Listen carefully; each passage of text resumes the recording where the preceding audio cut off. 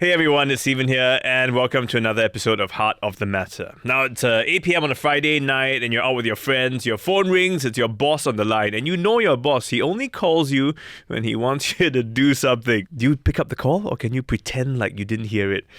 Phone calls, messages, work-related emails after office hours. Do you have an obligation to attend to them, or can you say you're off the clock? For today's episode, we want to talk about something called the right to disconnect. That's right, the right to not be bothered by work-related matters after office hours. Employers, if they don't follow this, they can actually be taken to task because countries like France, Spain, Italy, and most recently Australia now all have laws about it which say that legally, you have that right to disconnect. The question is, can we do this? Should we do this? Should it happen here in Singapore? First, let's set the context. We know the way we work today has changed. So many of us, anytime, anywhere, plug and play, right? So the question is, when does it become a problem for workers, and when is it deemed unreasonable? Today's work climate has changed a lot, and if you think about what's happening today, is a lot of effect is because of the COVID, right? Because during COVID we all work from home, and suddenly the line between work and home it starts to blur. So because of that, we cross the working hours. So I find myself, I have a tendency now to even work beyond working hours, 7, 8, 9, 10 o'clock, and sometimes I'm replying emails. So the reality is that the stress of work, the pace of work has accelerated. It's quite difficult, if you ask me, to say that I stop work at 6. But for you, that's the norm. You find do you feel that that's unreasonable? I think it depends on what level you're in.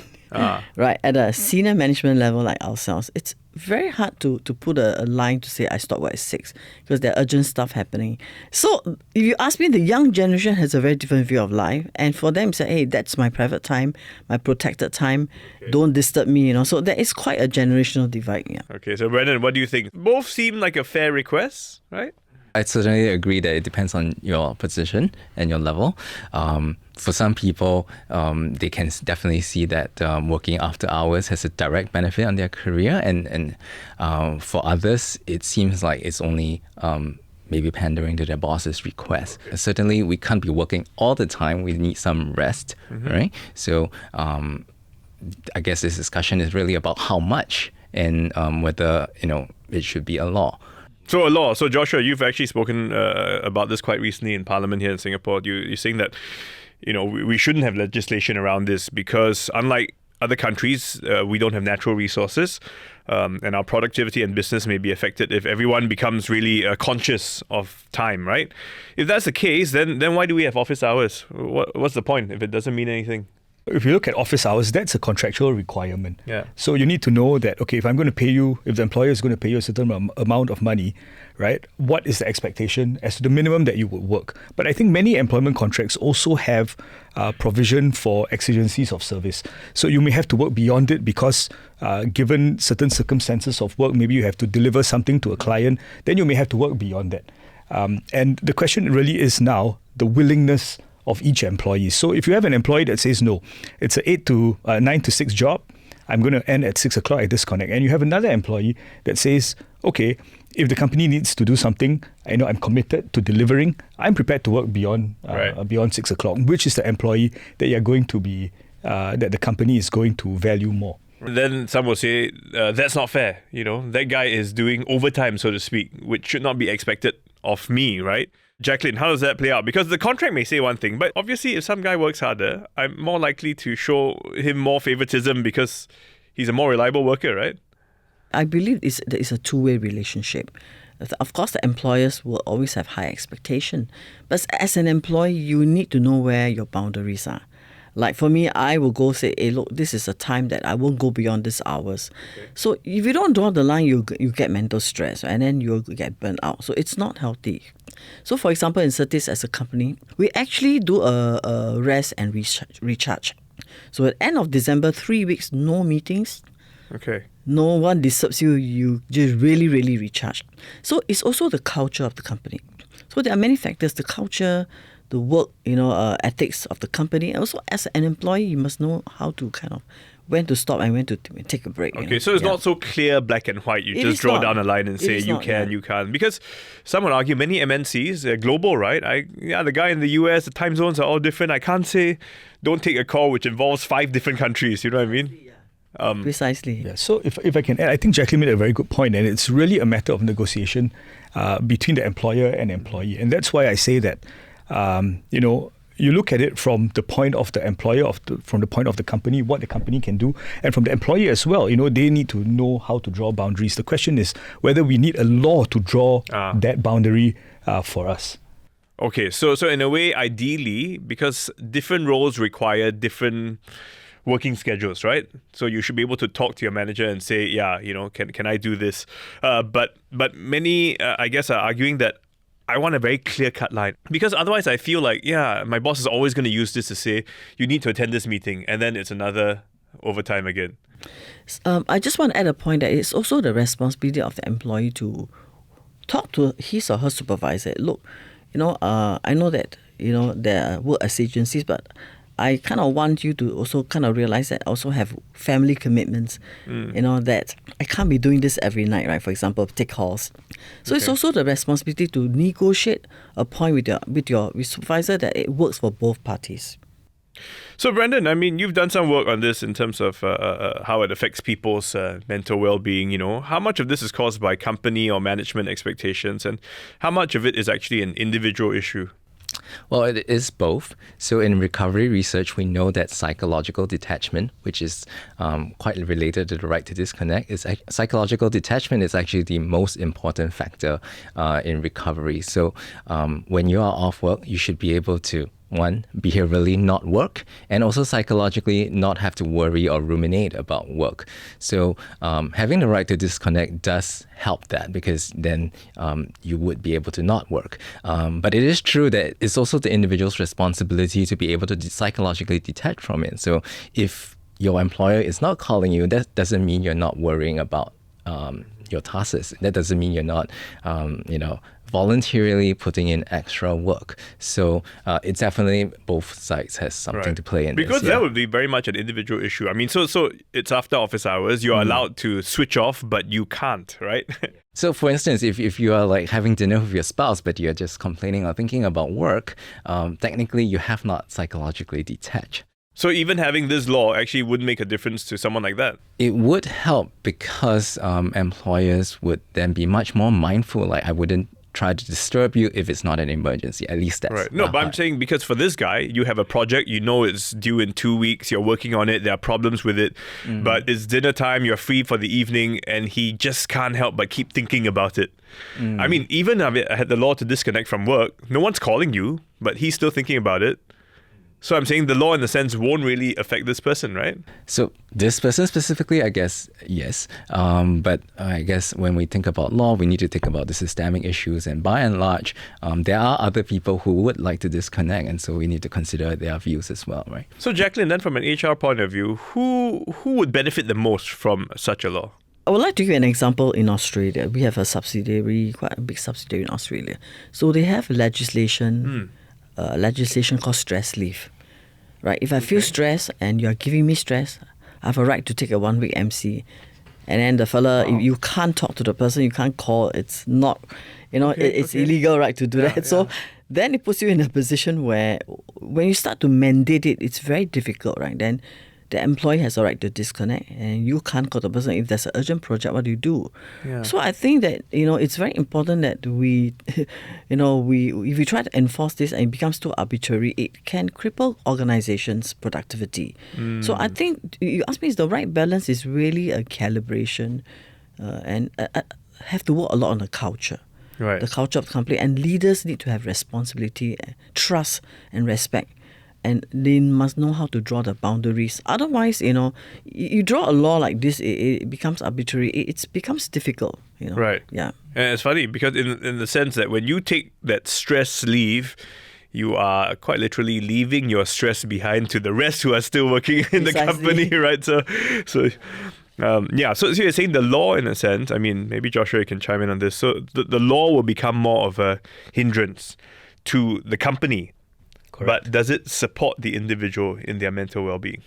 I think you had a very good point that it may support one individual, but the rest will become more stressed. And then the question is, whether overall you are really solving a problem. But I think a bigger question is, if we had such a law, what would it indicate to potential investors who want to come into Singapore as to the character and the nature of our workforce?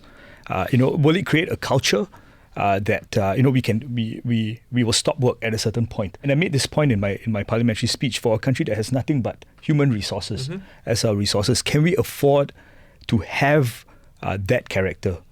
Or can we afford to have possible investors coming into Singapore think that, well, this is going to be a workforce that can, as Jaclyn said, arbitrarily disconnect. Right. Is that what we want to do? I mean, if we look at the right to disconnect laws in many other countries, these are far larger countries with a lot of natural resources as well. It's something that we don't have. So we have to look at our own country. Yeah, we may be an advanced economy, but for our own country, are we able to sustain something like that? My view is that it will be very difficult. A culture will form. When there's such a law, a culture will form. A culture will form that will be not helpful for us to continue to attract foreign direct investment. So you say we can't compare with the France, Australia, Italy, because their economy is boosted by other resources. Exactly. Whereas we are relying only on our people. And in a way, this will become a less productive workforce. Yeah.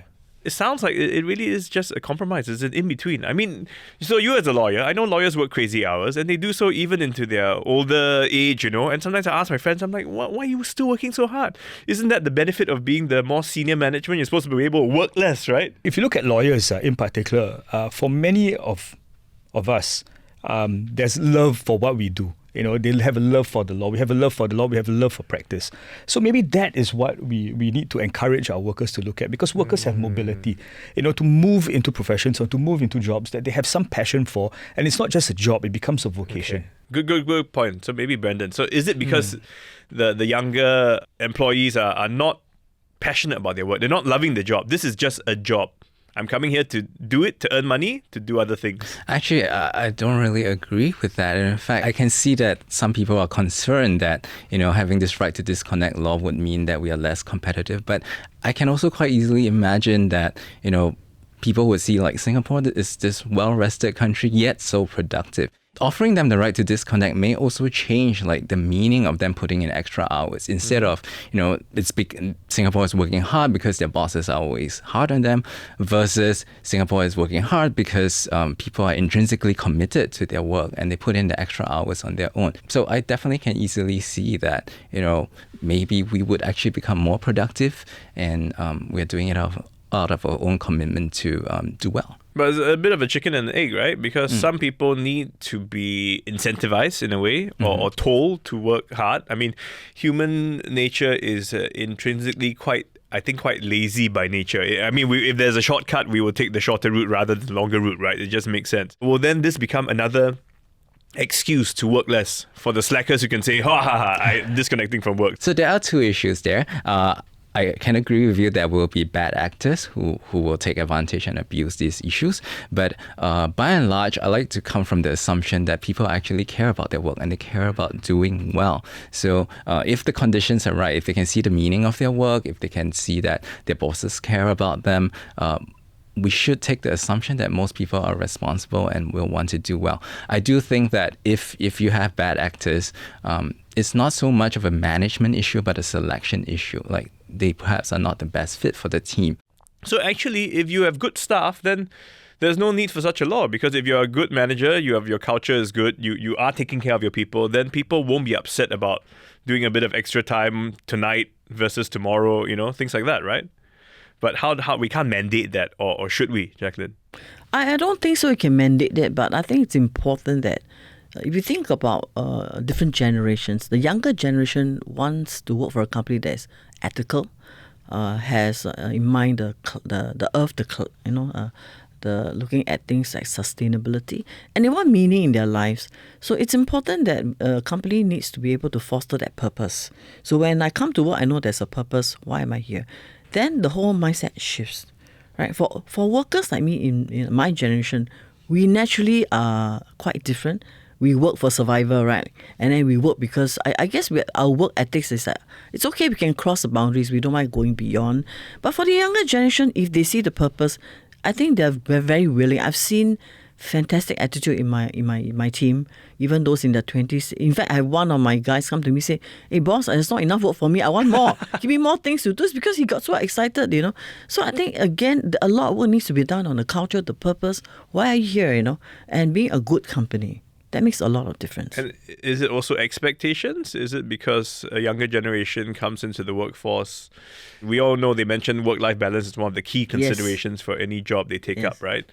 Whereas for our generation, you never whispered that at all, So Brandon, would you say it's also mindsets that have changed or need to be changed?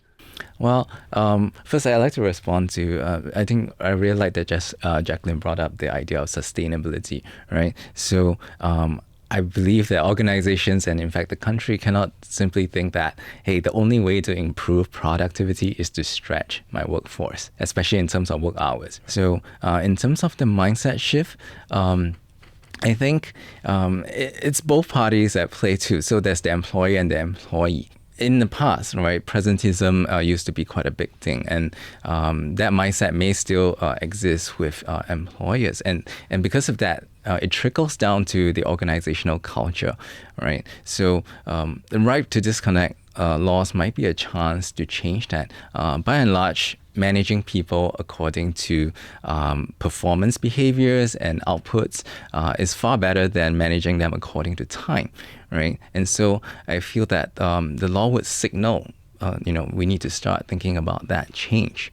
And over time, if employers can see the benefit of that, perhaps their mindset would change and would trickle down to the organizational culture. Okay. So again, is whether we need legislation to change behaviors. Brandon obviously is for, having such legislation, but you are saying no, right? Yeah, I'm saying no. I think if you try a one-size-fits-all approach, some professions just don't give to a right to disconnect. Yeah. Lawyers, journalists, for example, I think it may be a little bit difficult.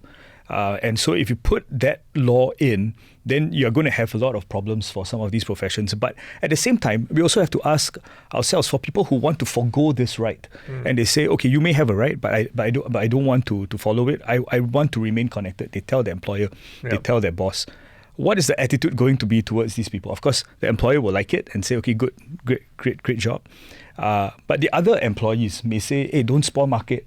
Right. So do we then have a culture that disincentivizes, going above and beyond? Will that arise out of the law? Right. That's another question, which I think it probably will. But I mean, law or no law, that happens anyway, right? I mean, there will always be some who are super keen, always wanting to take on, raise their hand for everything, right? Yeah, but now they're further singled out by the law. Okay. So the law, in a way, complicates things, makes things more challenging for companies. Yeah. And I guess it becomes an option for individuals to almost like choose to use it as and when it fits their circumstances. And how would HR have to respond to that? That would be a nightmare for you, right? A new law that we pass, we have to be very careful that it doesn't affect productivity. Yeah. But I think I want to kind of chime in that whole thing. I really like that what Mom is doing is pushing flexible work arrangements. When organizations introduce flexibility into the workforce and allow employees to work from home certain days of the week, then employees feel that, hey, look, my company respect me. They give me 2 days a week to work from home to attend to my personal needs. So they don't mind going beyond official hours because there's a give and take. So I think FWA is very, very important. Like we do it quite actively in Certis Group. Flexible work arrangements. Flexible arrangements. Okay. And we have this co-working space. While my boss and me, none of us have a room. We go in, we sit with everyone. So people feel that, hey, look, even my boss is sitting down and at the same level as me, and that brings a very different messaging. So that entire messaging plus, hey, we give you flexibility. You're not like expected to be exactly here at 9 or leaving at 6. It's up to you as long as you deliver the job. I completely agree with Jaclyn. In fact, a right to disconnect can be implemented at a company level. So it is in fact one of the flexible work arrangements that companies can consider. So if they did do it, they want to make it part of their culture, that's fine. And in fact, to a certain extent, I agree with Brandon that rest and kind of mental rejuvenation, you should have some this connection. But to do it at a national level, at the level of law, I think that's quite tough. But if we put it into the recommendations for flexible work arrangements, I think that's the way to go. Let companies decide, and they can decide whether for some employees they can do it, for others maybe they can't, and how they want to do it as well. But I think it's definitely something that companies can consider as part of their workplace culture. Would that work for you, Brandon? Actually, I think it's a lot about the implementation. So even in countries like France, who spearheaded this right to disconnect, they only required that employers negotiate with their employees what are the boundaries and expectations. So I think many people are worried that such a law would be very restrictive or very punitive, like companies are going to get punished and things like that. But it doesn't have to be that way, right? I think the law would help signal that, this as a country, we think this is right and we think this should be advocated for. And it would still come down to the company level to negotiate with each individual employee, considering like their work roles, the nature of the jobs and things like that. It does sound like some kind of, maybe not law, but guidelines, for example, guidelines for companies, on how to better manage their workforce, the scheduling, and people hours, things like that. But as you've all rightly pointed out, I think a lot of it is communication and having that understanding with your manager, asking them when you need time off, having that flexibility, and I think that will allow for people to take time off when they need to, and to recover and rejuvenate when they need to. So thank you all for coming in and sharing your thoughts today. If we are able to just switch on and switch off as and when we need to, then, for our own personal well-being, that will be so effective. And for those of you who are listening in, if you still haven't followed or subscribed to this podcast, please do so. We are, of course, on Spotify and Apple. And of course, share your feedback with us, on all our different social media platforms. The people behind this podcast are Tiffany Ang, Janaini Johari, Joanne Chan, Saya Win, and Crispina Robert. I'm Stephen Chia saying bye for now.